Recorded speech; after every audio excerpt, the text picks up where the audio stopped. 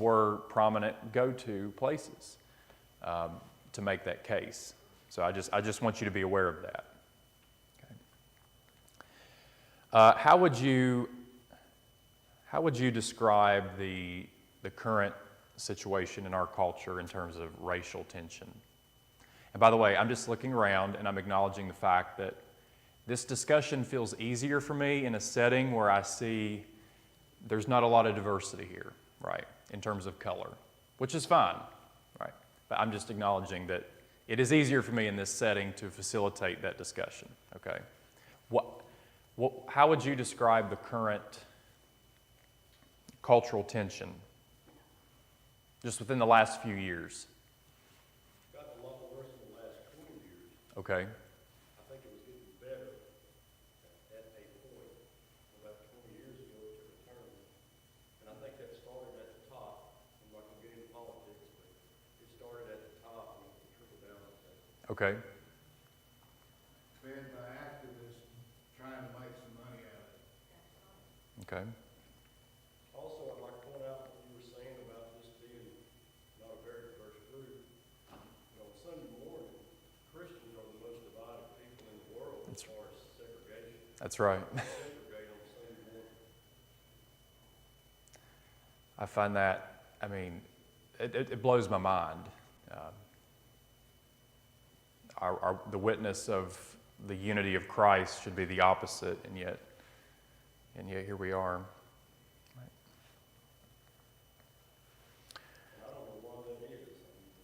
I really don't understand that why we do it. Would you say that since the 1960s, when you had,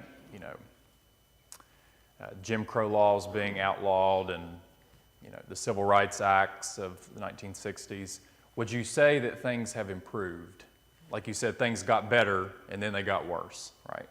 But overall, since pre-1960s, would you say things are better? Yes. Okay. I think that's a no-brainer, right?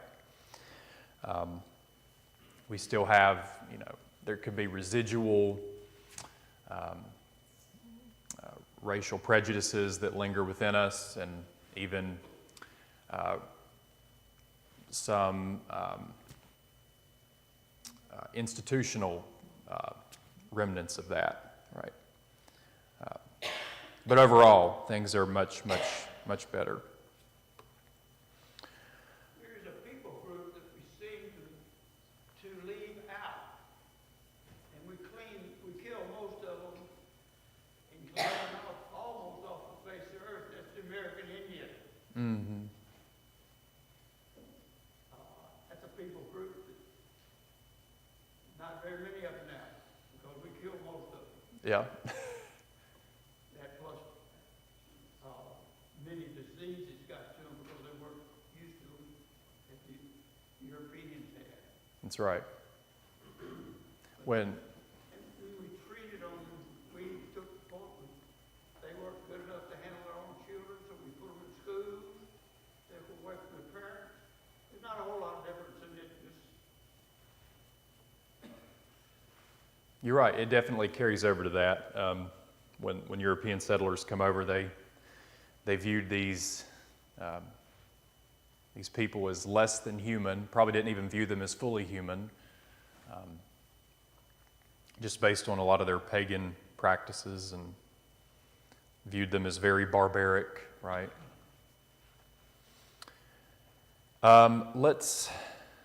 Who can tell me what identity politics is? You hear this term a lot in the news and culture, right? What do I mean when I say identity politics? You hear a whole lot about this group voted this way, this group voted this way, the men, the women, the black, the white, the Asian, the Hispanics, whoever. And so they're not all just people, they're divided into groups. Good.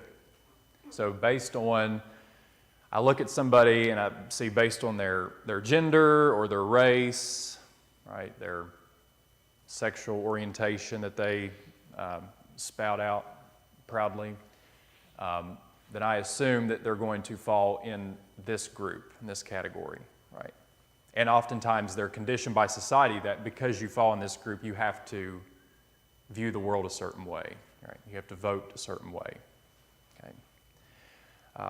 And that, Mindset, though, that mindset right there is what's got us in the mess we're in now. Because you do fall into that group and you think you have to vote that way, or you have to see things that way, but you really don't. You got a mind of your own and you can discern things. that's right.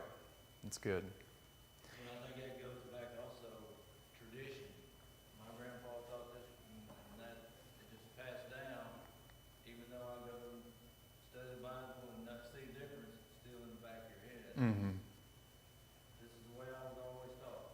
Right. And I think even more and more now, thanks to our culture, thanks to the media, we are trained to see everything more and more through the lens of race. Right? Everything has a racial lens. And I'm not sure how helpful that is. There's people like Martin Luther King who are quoted nowadays with his famous quote, "I want my kids to be judged not by the color of their skin, but by the content of their character." There are people who view that as racist nowadays. Okay? This colorblind racism. There are people today who think that the only cure for racism today, the only cure for past discrimination is present discrimination, or anti-racist discrimination, reverse racism. You've got to give it back. I don't know how that brings tensions down. That's like throwing fuel on the fire, at least from my observation the last few years. This is a quote from, I'm not going to say the author, but he writes a lot on racial issues. This is a direct quote. "The only remedy to racist discrimination is anti-racist discrimination. The only remedy to past discrimination is present discrimination. The only remedy to present discrimination is future discrimination." Right. So he's apparently promoting discrimination until there's absolutely no inequity whatsoever. Now, how you measure that, how you know when you've arrived there, I don't know. Yeah, I think so. Trying to. But it's not a new thing. Discrimination is not new. It's been in the world ever since it's been created. That's right. And we make our own discrimination. The Ireland group, this is the potato eaters, Mm-hmm. they came across from the potato family, and they were really That's right.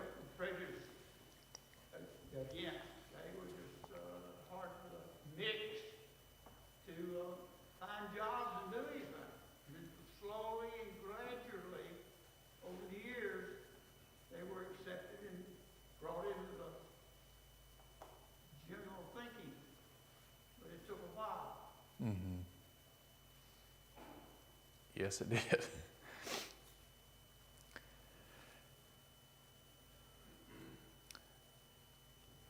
I want to, a lot of this is talking about history, things that have happened, some things that have happened within the last, 10 years, 20 years. The biggest example that we see in the media that's shown is police brutality, right? But a lot of these examples, a lot of the history we're talking about is pre-1960s, okay, or in the Jim Crow era. So somebody says, I didn't live in that time, so how can we go back and fix the mistakes that were made, right? Go to the book of Nehemiah, if you would. There's something very interesting that's said about the Israelites. I think we might get some guidance here when we study our history. We look at the sins of our past, the sins of our fathers and our grandfathers, and how to come to terms with that. The Israelites have returned from Babylonian captivity at this point. Nehemiah chapter 9, verse 1. On the 24th day of the same month, the Israelites gathered together, fasting and wearing sackcloth and putting dust on their heads. Those of Israelite descent had separated themselves from all foreigners. They stood in their places and confessed their sins and the sins of their ancestors. If you keep reading, the prayer goes on to recount Israel's history, this cycle that they got caught in, like in the book of Judges, for example. They would rebel, fall away, get oppressed by a wicked ruler, cry out to God, God rescues them, and then they would fall again and just repeat this vicious cycle. That was in the historical books of the Old Testament. As Nehemiah and his community is looking back on that history, it is this, they're not just confessing their own sins of today, they are acknowledging in some form or fashion the wickedness of the generations that came before them, or the blindness of their ancestors. So why do you think I bring this up? Why do you think I bring this verse up in a context of race? Where do you think this is going?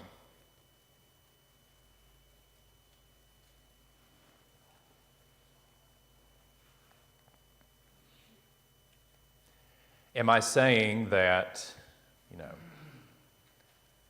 am I saying that white Christians today are somehow personally responsible for the sins of the past? No, absolutely not. We weren't there, right? So what kind of application could a verse like this have in terms of this issue?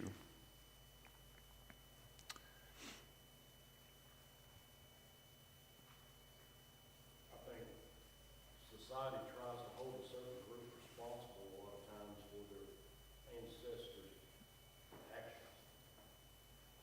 That has no bearing on our lives at all. My ancestors may have had slaves, I don't know. Mm-hmm. I'm not responsible for my ancestors. Good. Do you think, Can we not learn from that history? okay, good. Yeah, and I think what you see here is this act of confession that you see on the part of the Israelites. I think that is them acknowledging that they have learned from that history. They're confessing, this was wrong. We just want you to know, we want the world to know that we are not them, right? We're trying to put a line in the sand here. I think that could go a long way towards bringing some unity, bringing some healing in society. We're not taking responsibility, right? But we're acknowledging. They have to be open and receptive and want behavior. That's right. Instead of playing the blame game and trying to find. Trying to hold on to something to try to make themselves. Good. Good.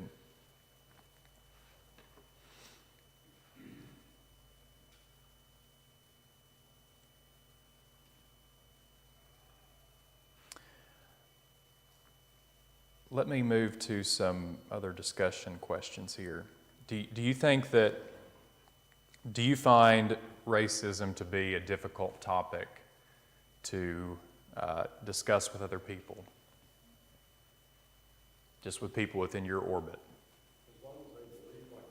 Yeah, of course, that's always easy, right? But what makes it, when does it become difficult?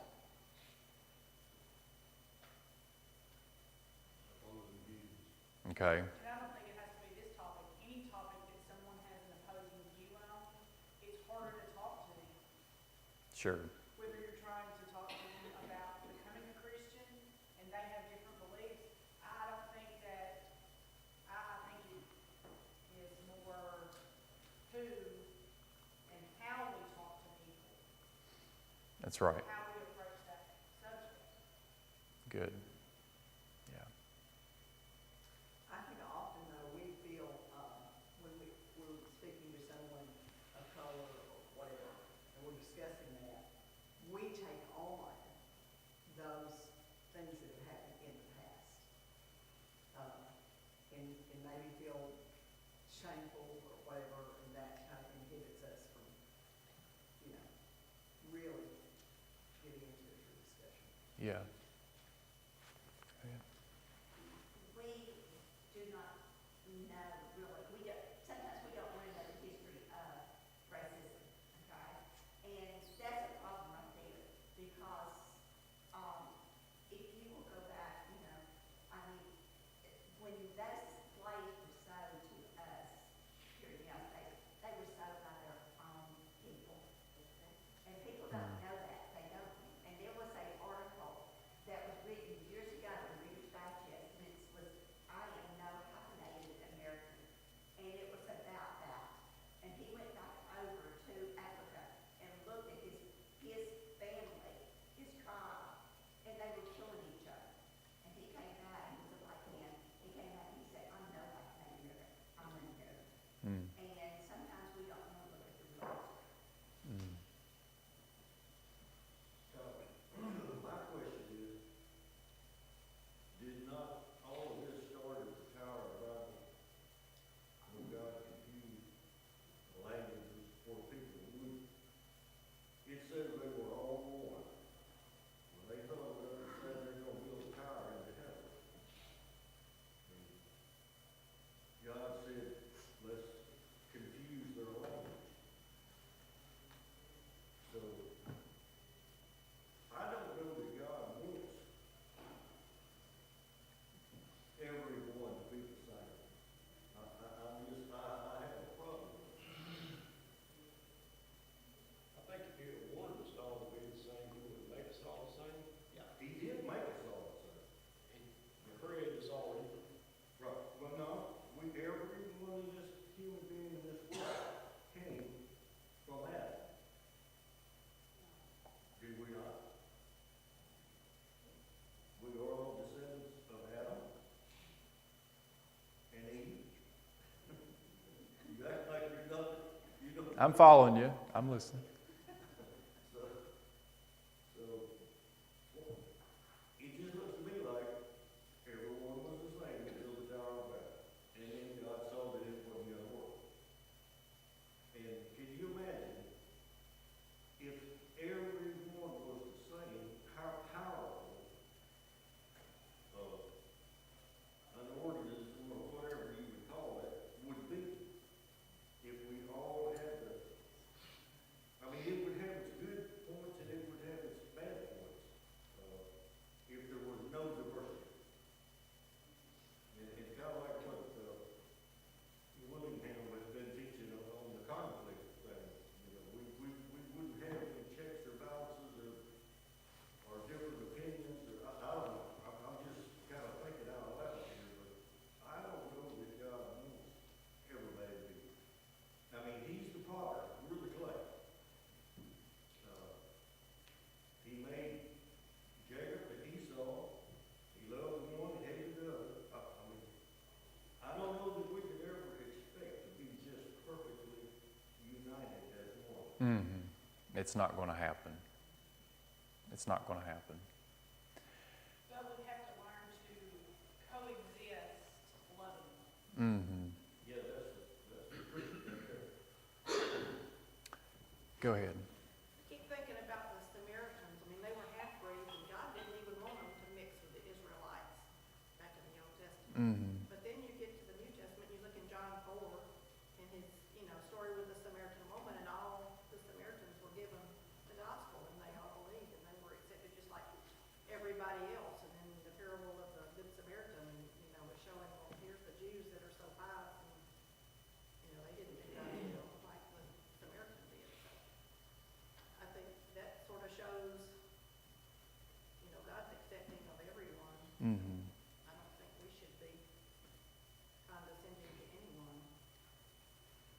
course, a lot of that, the forbidding to intermarry, a lot of that in the Old Testament is to keep, right, in terms of the God's truth that He had given them, right. I had a RA one time at Harding, African American, and he kind of brought something to my attention that I had not thought about. We use this term a lot, colorblind, right? And it's used as a way to try to tell somebody, look, I'm not prejudiced, I'm not racist, I'm colorblind. Anybody want to push back and maybe see a problem with that? Why might that be problematic? Acknowledging that there is color by using that. Okay, good. So, basically, people want to be seen by how they're different and yet still be accepted into the group despite looking different. I know what people mean when they use the term colorblind. There's usually good intentions behind it. I think sometimes it might communicate the wrong message. To say, I'm not able to see how different you are from me, right? It doesn't negate the fact that we're still one in Christ, we're still both made in the image of God, but there is a unity in diversity to be celebrated there, right? Anybody disagree? Anybody want to push back on that?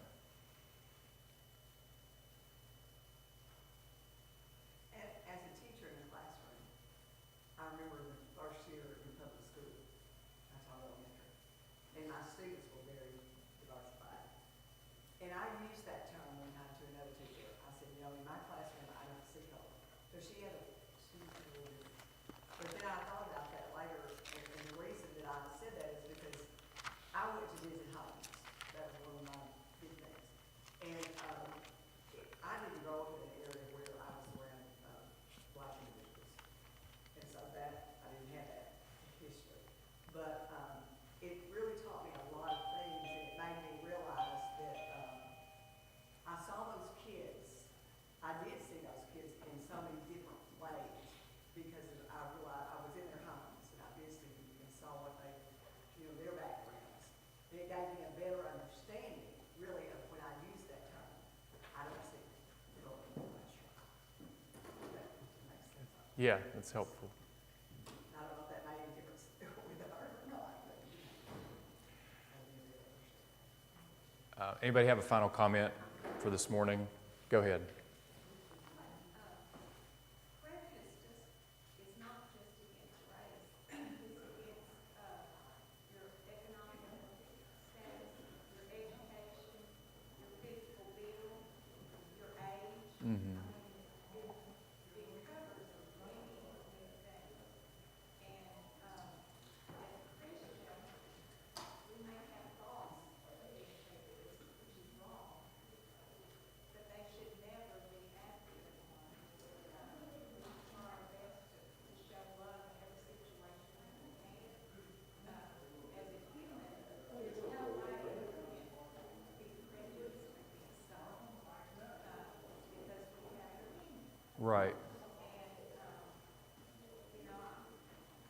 mean, for any reason, you have to think over every situation you're in, and you're going to choose to go to the left or the right. And somebody may deal with the right answer or the wrong answer or whatever, but we're all have an opinion, and as a Christian, those opinions, if they're not Christ-like, and we should try to live the life of Christ. Good points. Great. Christian parents have a huge obligation to teach that home to we're to be different, we're to be Christ-like, not see people in a prejudiced manner. Good. There's more to talk about. There's more scripture to look at and more loose ends to tie up, so we'll finish it tonight.